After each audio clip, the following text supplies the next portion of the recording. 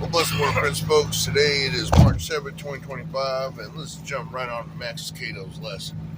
Did one yesterday, but we're doing a different one today, which is Max Cato's old grace book here. This is just in time. May the God you serve all the time save you. That's Daniel 6:16. I'm going to repeat that. May the God you serve all the time save you. It seems like he'll save you from a situation right in a perfect amount of time. Like take my little situation, for instance, when it was about 3 Saturdays ago now, when Felix, my landlord, lives right across the street from me, came up to me and says, "You got to tell June to get out." I was looking at him like, what?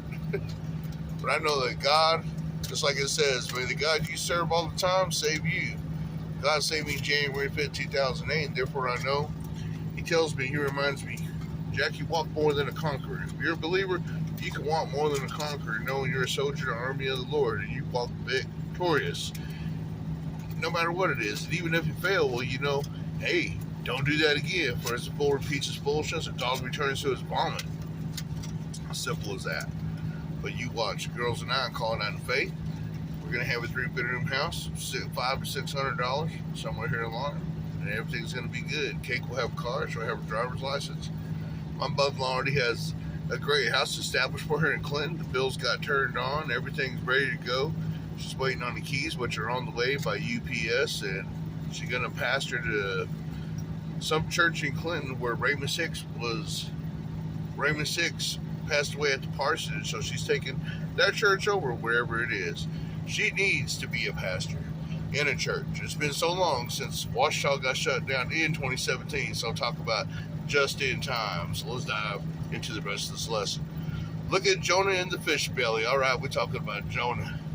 Surrounded by gastric juices and sucked in seaweed, he prays before he can say amen. The belly convulses, the fish belches, and Jonah lands face first on the beach. Talk about throwing up, y'all.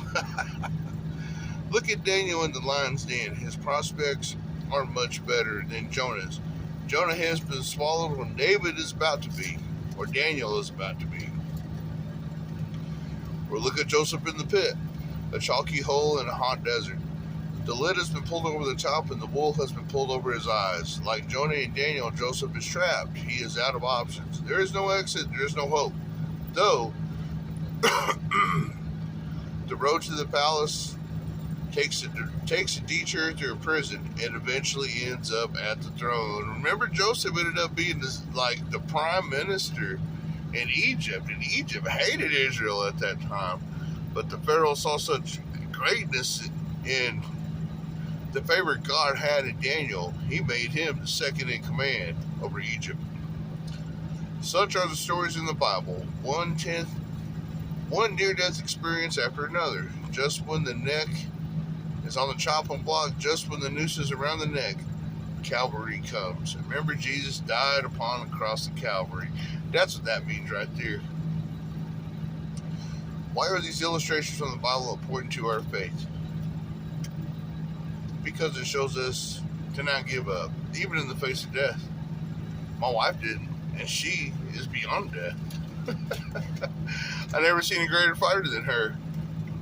I had a good Comanche friend named Terry Peabody, and that's what Byron Geeman said to her man. That's what he said. He said, I've never seen a greater fighter than Terry.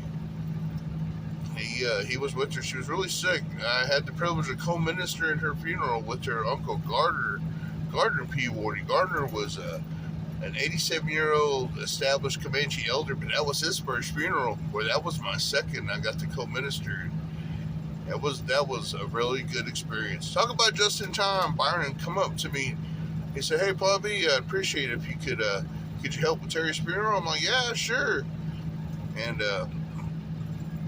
I showed up, and then I met Gardner, and then sometimes one preacher will do a wake, and the other preacher will do a funeral. Some do both.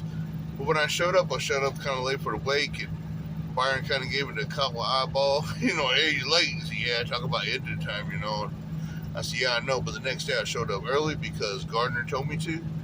And then the woman minister that did the wake, she stepped out, and I did the funeral, and that was that. Talk about just in time. There's so many instances where God showed up just in time for you and me and set us free.